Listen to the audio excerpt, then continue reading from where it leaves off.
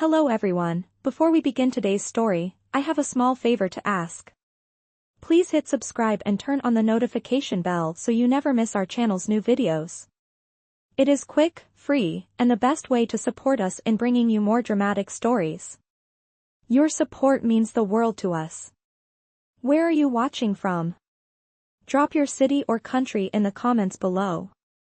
Thank you very much. Today's story is titled She Married Him for a Month He Stayed for a Lifetime.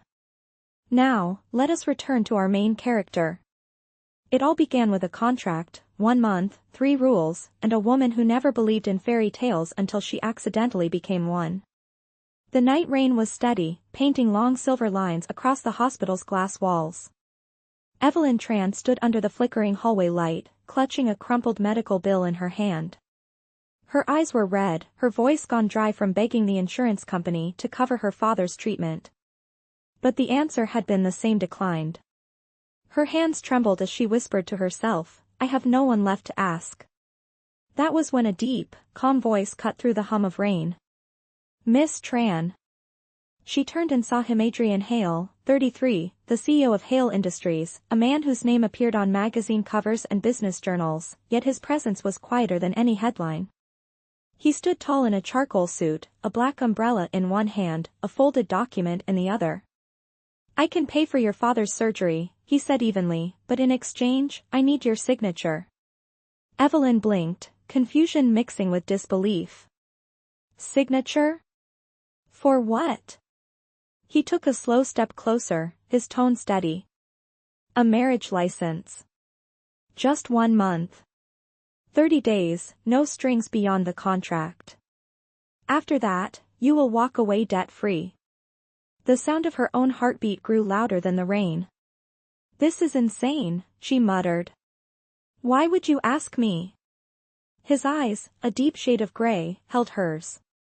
"Because I need a wife for the board's requirement. And you have no reason to say yes, unless it is real desperation. That makes you honest." His bluntness stung, but so did the truth. Her father's condition was worsening, her design studio had collapsed under debt, and the eviction notice was taped to her apartment door. Adrian opened the folder. The contract gleamed beneath the cold hospital light, its ink still fresh.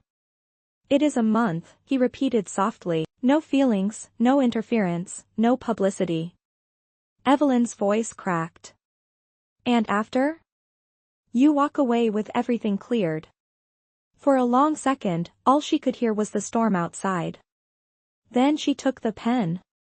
Her signature landed beside his, her hand shaking as she whispered, "For my father." Adrian closed the folder with quiet finality. "For a month," he replied, though his gaze lingered longer than any contract should allow. When the thunder rolled, Evelyn realized that a single desperate choice had bound her to a man who measured life in deals and deadlines. Yet in that sterile hallway, beneath the hum of fluorescent lights, something human flickered between the man, unspoken promise neither of them understood yet. And so began their 30 days of pretending, unaware that somewhere between rule number 1 and the final day, the contract would stop being paper and start becoming a heartbeat. The next morning, Evelyn woke to the sound of rain fading against her apartment window. For a moment, she thought last night had been a dream. But the crisp white envelope on her kitchen table said otherwise. Inside was the signed contract, the address of Adrian Hale's legal office, and a single platinum ring resting inside a velvet box. Her fingers trembled as she traced the engraved initials A.H. It was not a ring of love, but of obligation. By noon, a black car was waiting for her outside her building. The driver greeted her politely and opened the door. As the city blurred past the window, Evelyn caught her reflection, eyes tired but steady. She whispered, 30 days. I can survive 30 days. At Hale Industries, everything gleamed: marble floors, glass elevators, assistants moving with precision. When the elevator doors opened to the top floor, Adrian was waiting by the window, sleeves rolled up, phone in hand. He ended the call and turned to her. "You are on time." "Good," he said. "There are documents to sign for public record, and my assistant will help you move into the residence tonight." Evelyn swallowed hard. You mean your house? Our house, he corrected, his tone even. For the next month, you are Mrs. Hale. Appearances matter. She nodded, clutching her purse like armor. His office was a view of Manhattan, cold, perfect, untouchable. He gestured for her to sit. There are 3 rules, he said, sliding a thin paper across the desk. 1. You do not interfere in my business. 2. You attend 5 official events as my wife. 3. You walk away on the 30th day. Quietly. Evelyn managed a small smile. You make marriage sound like a business deal. His eyes softened just slightly. It is one, Miss Tran. That night, the mansion felt like another planet. Every chandelier sparkled like frozen stars, and every hallway echoed her footsteps. A housekeeper showed her the guest room, though it looked more like a 5-star suite with silk sheets and floor-to-ceiling windows overlooking the city. When Evelyn closed the door, she leaned against it, exhaling.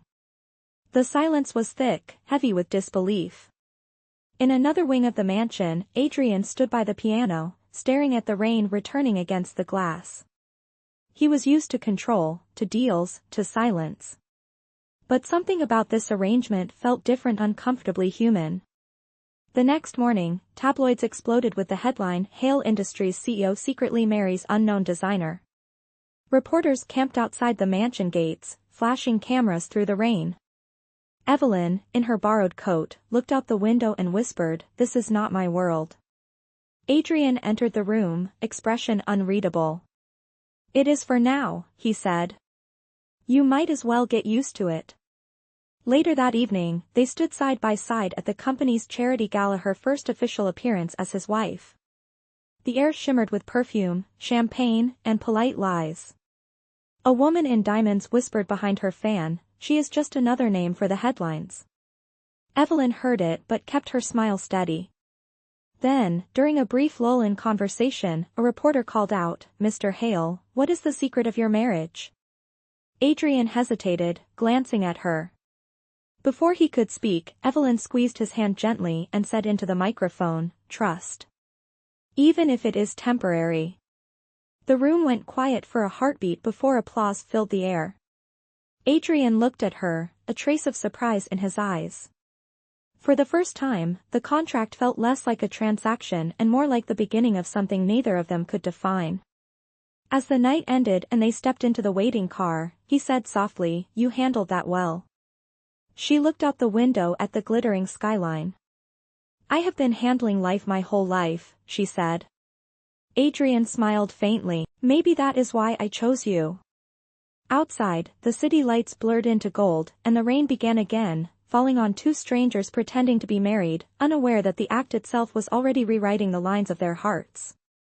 The following weeks unfolded like a strange dream Evelyn could not wake from.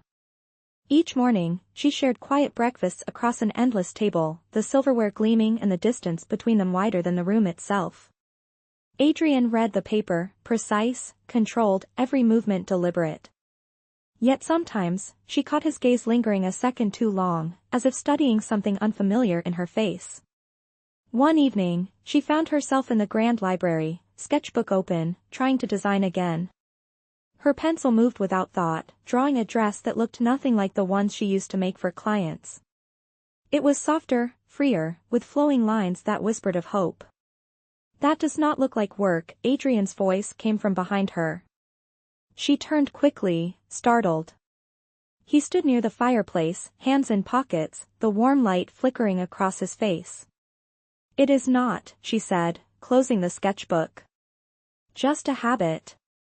He stepped closer, eyes flicking toward the page she tried to hide. "You are talented," he said simply. "You should not stop doing what you love because of this." She hesitated. "This?" "Our contract," he replied, almost reluctant to say it aloud. Evelyn exhaled. "I will go back to designing when it ends. Until then, I am just Mrs. Hale on paper."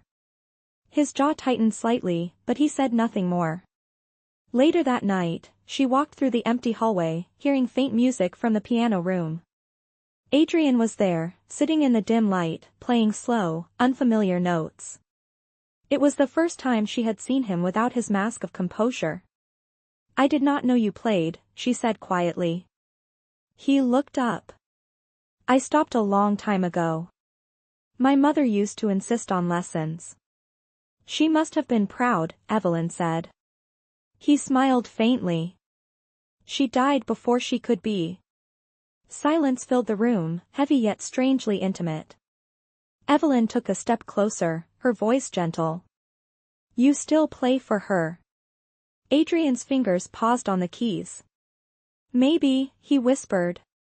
For a moment, the rain outside softened, and in that small space between them, something fragile was born, a flicker neither wanted to name. The following day, Evelyn accompanied Adrian to a board meeting. He had insisted she come for appearances. As they entered the glass conference room, the atmosphere shifted. The directors smiled politely, but their eyes were sharp, measuring. Adrian introduced her calmly, "My wife, Evelyn." She nodded, keeping her expression neutral. When one of the older board members joked about temporary arrangements, Adrian's gaze hardened. "You are out of line," he said coolly, ending the laughter in the room. Later, in the car, Evelyn turned to him. "You did not have to defend me." He looked straight ahead. "I did not do it for show." The car fell silent except for the hum of the road. That night, Evelyn found herself staring at her reflection in the mirror, the diamond ring catching the light. It no longer felt like a symbol of debt, it felt like a question.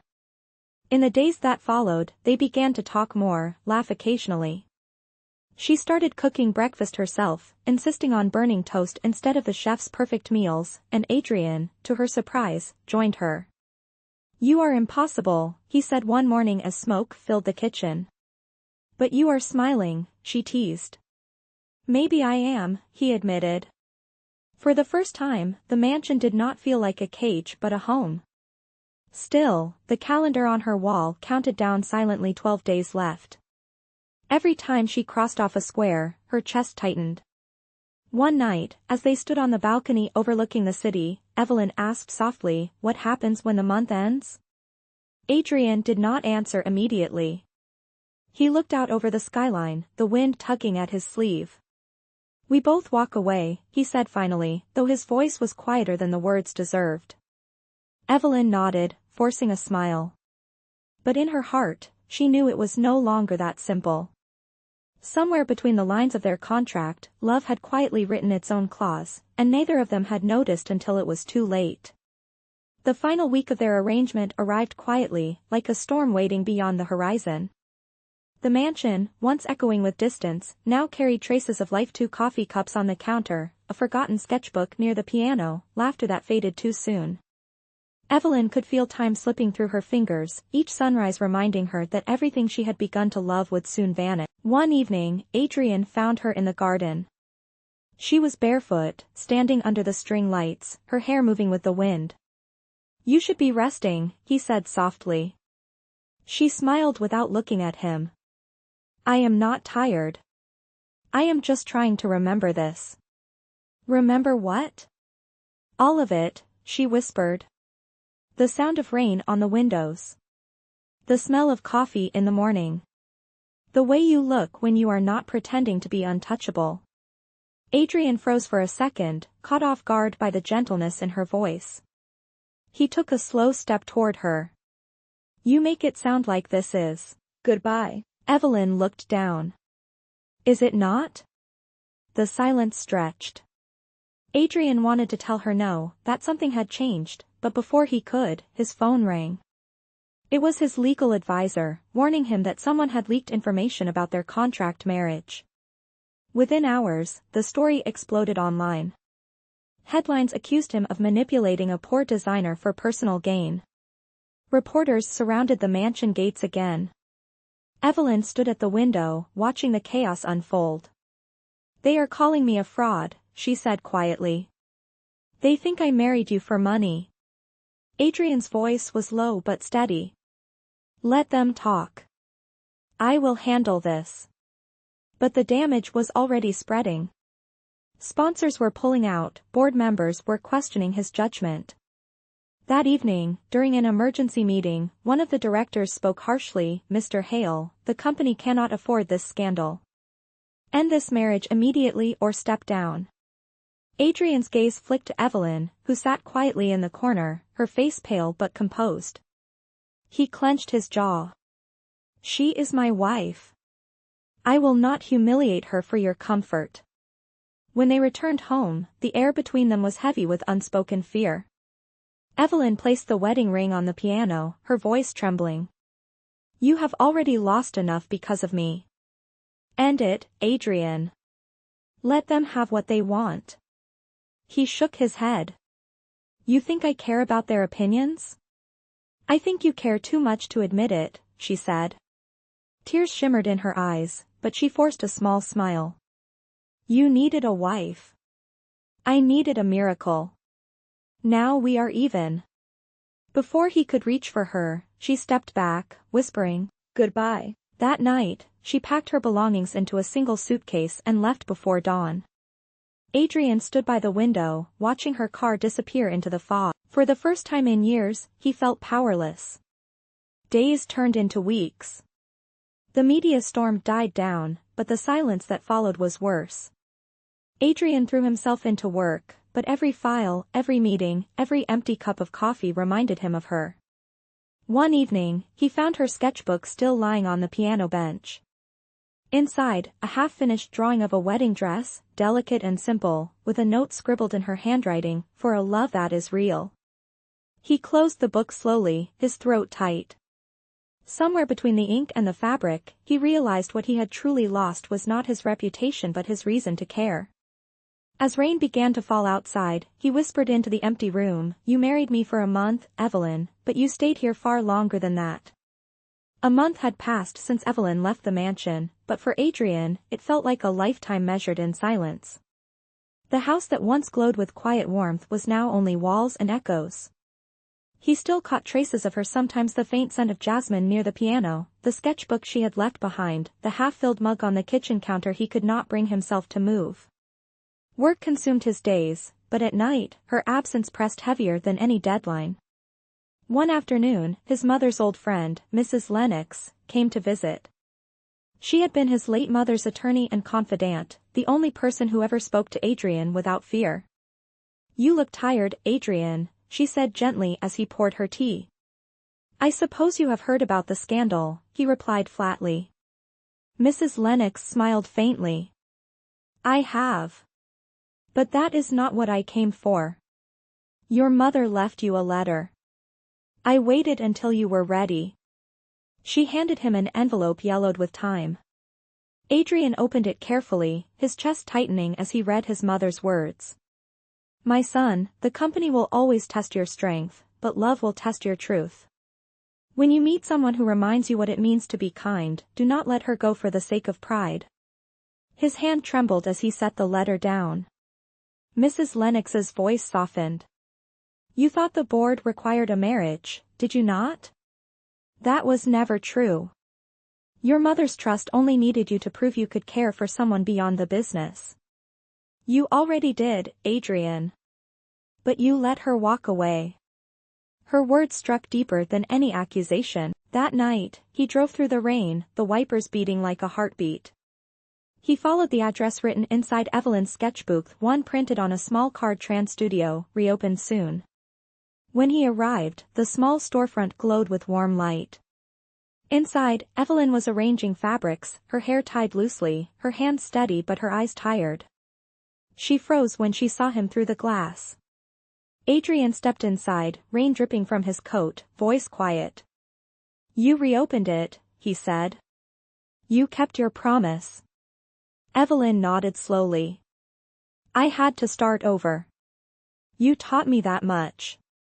"No," he said, taking a step closer. "You taught me." She hesitated, searching his face. "Why are you here, Adrian?" He took a breath, his voice low but certain. "Because I lied. I told you this was only a contract, but it was never about a board requirement. I was afraid to care for someone who could break the walls I built. You did. And I let you go because I thought strength meant control. I was wrong. Evelyn looked down, tears welling despite her effort to hide them. You cannot just come back and say that, Adrian. Feelings do not erase pain. I know, he said, his voice cracking. But I am not asking you to forget. I am asking for a chance to build something real. No contracts. No rules. Just us. He reached into his coat pocket and pulled out a small velvet box, the same one that had once held their fake wedding ring. Inside was a new one, silver and simple, engraved with her initials this time. You married me for a month, he said softly. Let me stay for a lifetime. Evelyn stared at the ring, her breath catching. You really burned the contract? I did, he said. It was never worth what you gave me. For a long moment, neither spoke. Then she smiled through her tears. You always did ruin my plans. He laughed quietly, relief softening his voice. Good. Then let me ruin the rest of your life. When she stepped forward and took his hand, the room seemed to exhale. Outside, the rain eased, leaving the city washed clean. Their story had started as a transaction, but it ended with true love that outlasted paper, signatures, and time itself. The morning after Adrian's confession, sunlight poured through the wide glass windows of Tran's studio, brushing everything with quiet gold. For the first time in months, Evelyn woke without the weight of uncertainty pressing against her chest. She looked over at the workbench covered in fabric swatches, sketches, and an open box holding the silver ring he had given her the night before. She picked it up carefully, tracing the initials engraved inside, her reflection glinting off the polished band. A single tear slipped down her cheek, not from sadness, but from the strange peace that comes when pain begins to turn into something softer. That afternoon, she met Adrian at the community art fair, an event she had organized for local designers. The venue buzzed with energy, young artists displaying their work, laughter mingling with the hum of music, the smell of fresh paint and coffee filling the air. When Adrian arrived, dressed simply in a dark sweater instead of his usual suit, the crowd turned to whisper. Some still recognized the once scandalized CEO, but he did not seem to care. He walked straight toward Evelyn, his gaze steady, and when their eyes met, she felt the room blur into quiet. You came, she said softly. I said I would, he replied. I am not running from storms anymore. They spent the day walking among the exhibits, stopping to talk to students who showed their work nervously. Evelyn noticed how patient he was with them, how genuine. When one young artist hesitated to explain his design, Adrian smiled and said, every great creation begins with doubt. Do not let it silence you. Later, as the fair wound down, Evelyn guided him to a small corner display section dedicated to a new project she had been building. Above the entrance hung a simple wooden sign, the Hale Foundation for Women in Artisanship. Adrian stopped in his tracks. You named it after me? She smiled. After us. You believed in me when no one else did. This is not just my second chance. It is yours too. For a moment, he could not speak. Then, very quietly, he said, you turned a contract into a legacy. No, she whispered, we turned mistakes into meaning. As evening fell, fairy lights shimmered above the courtyard, and a small crowd gathered for the closing ceremony. Evelyn stepped up to the microphone, her heart steady, her voice clear. A year ago, I signed something that was supposed to last 30 days, she began. But what I gained was proof that kindness can rewrite any story. This foundation exists for those who believe they have nothing left, to remind them that hope is a skill, not a gift.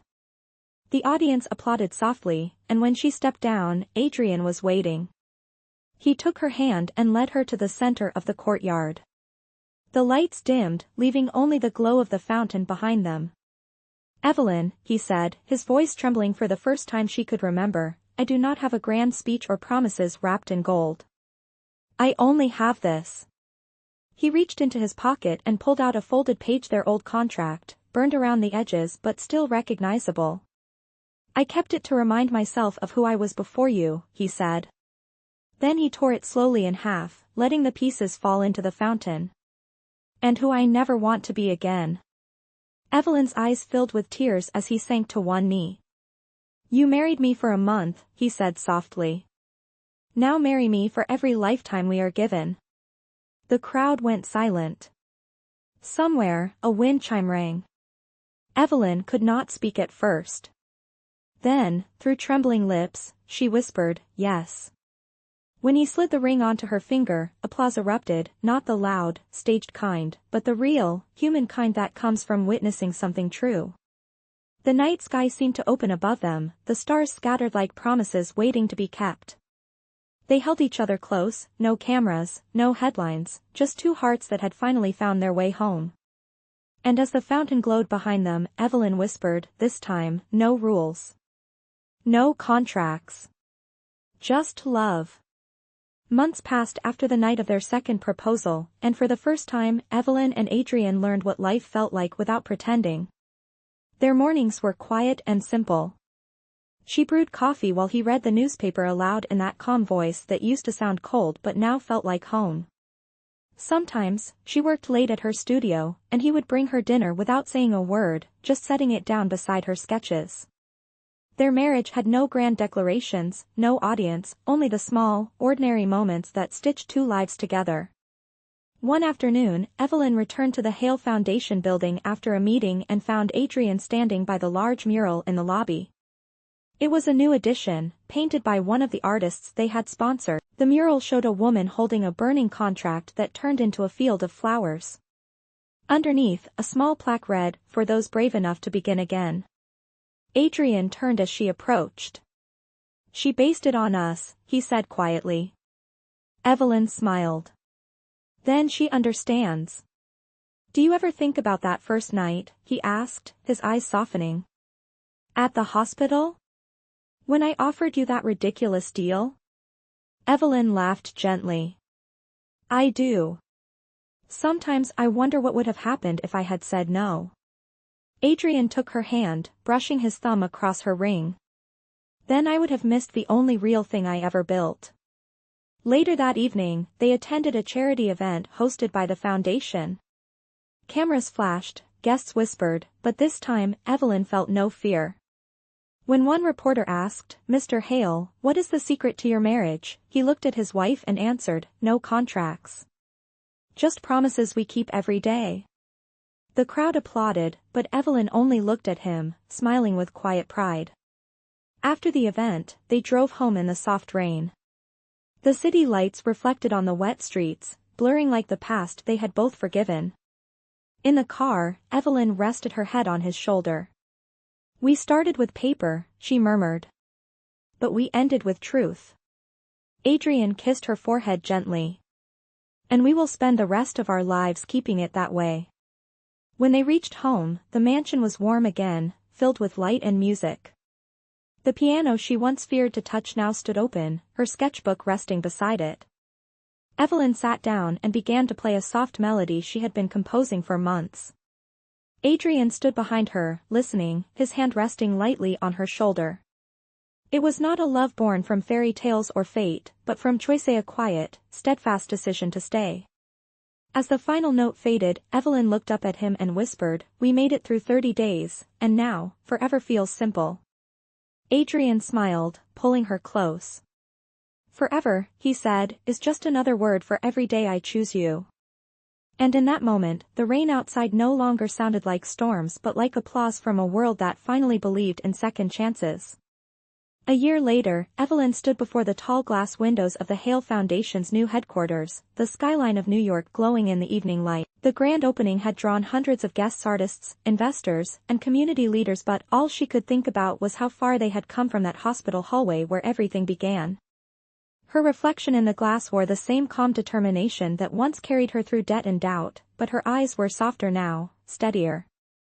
Behind her, she heard Adrian's familiar footsteps. They are waiting for you, he said, his tone warm, proud. Our director of creative development should not keep the press waiting. She turned and smiled at him. I think they are more interested in you, Mr. Hale. Not tonight, he replied, adjusting the cuff of his suit. Tonight is yours. As they walked toward the stage together, flashes from cameras filled the lobby, but this time the noise did not feel overwhelming. When the applause quieted, Evelyn stepped up to the microphone, her voice strong but tender. A few years ago, I thought my life had ended with a signature on a contract, she began. But sometimes, the things that start as mistakes become the chapters that save us. The Hale Foundation is not just about art. It is about rebuilding dignity, about reminding every person who has fallen that they can rise again. The room erupted in applause. Adrian watched her with quiet awe, his chest swelling with the kind of pride that had nothing to do with business. When she stepped down, he met her halfway, offering his hand. You still make speeches that sound like confessions, he teased softly. And you still look at me like I am your miracle, she said. You are, he whispered, leaning close. Later that night, as the celebration wound down, they slipped away to the rooftop terrace. The city shimmered beneath them, endless and alive. Evelyn rested her head against his shoulder. Do you ever wonder how it all would have gone if you had not stopped me that night at the hospital? Adrian chuckled. I think I would still be searching for the one person who could undo every wall I built. She looked up at him, her voice low. And I would still be trying to survive instead of living. He took her hand and kissed it gently. Then I am glad desperation brought us together. It gave us something real. A soft breeze carried the sound of laughter from below, and Evelyn closed her eyes, breathing in the moment. You know, she said, our story could have ended with 30 days, but I think it is still being written. Adrian smiled, wrapping his arm around her. Then let us keep writing it. No contracts, no deadlines, just chapters of our choosing. As the lights of the city flickered beneath them, the world seemed to slow, holding its breath. They had started as strangers bound by paper and convenience, but what remained was something unbreakably a promise built not from signatures, but from every choice to stay. And as the night settled around them, Evelyn whispered, for a month, I wore your name. For a lifetime, I will wear your heart. 2 years later, the Hale Foundation had become one of the most respected art initiatives in the country. The story of its founders was whispered like a modern legend, the tale of a man who once measured love in contracts and a woman who taught him what real commitment meant. On a quiet Sunday morning, Evelyn and Adrian walked hand in hand through the open courtyard of the foundation. The spring air was crisp, carrying the scent of blooming magnolias. The walls were lined with new exhibits, paintings from women who had once been forgotten and now signed their names in bold strokes. Do you remember when this was just an idea sketched on the back of a napkin? Evelyn asked, smiling as she looked around. Adrian nodded. You said you wanted a place where broken things could become beautiful again. And you said that was impossible, she teased. I was wrong, he admitted with a grin. You make impossible things look easy. As they stopped near a glass display, Evelyn noticed something new behind it. Inside sat a single artifact, a framed, burned fragment of their old marriage contract. Beneath it, a small bronze plaque read, the deal that became a promise. Her breath caught. When did you do this? Last week, Adrian said softly. I thought we should keep a reminder of how far we have come. She brushed her fingers against the glass, her voice barely above a whisper. It feels like a lifetime ago. It was, he replied. But I would live it all again, every difficult day, if it meant finding you at the end of it. They lingered there, surrounded by the art that had grown from their mistakes, the laughter of volunteers echoing nearby. Later that afternoon, they hosted the annual Rebirth Gala, an event celebrating new artists who had overcome hardship. The hall was filled with warmth and hope. As the speeches ended, Adrian took the microphone. His voice was calm but carried deep emotion. 2 years ago, I thought love was something that could be negotiated, written down, and signed. But it took one woman to show me that love is not a contract. It is a daily choice, a promise renewed with every sunrise. He turned to Evelyn, eyes shining. So tonight, I want to make that promise again. The crowd gasped softly as he stepped down from the stage and knelt before her. He pulled out a small ring, delicate and golden. Evelyn Tran Hale, he said, smiling, will you marry me again, for no reason except that I cannot imagine life without you? Tears filled her eyes as she nodded, her voice trembling. Always. The applause rose, soft at first, then thunderous. Adrian slipped the ring onto her finger, the same hand that had once signed a contract but now carried only love. As the music swelled, he whispered, this is our real beginning. Evelyn smiled through her tears. No paper, no deadline, just forever. And as they danced beneath the lights, surrounded by people whose lives had been changed by their courage, the story that began with a desperate agreement ended with a lifetime of truth. For Evelyn and Adrian, love was no longer a deal, it was home.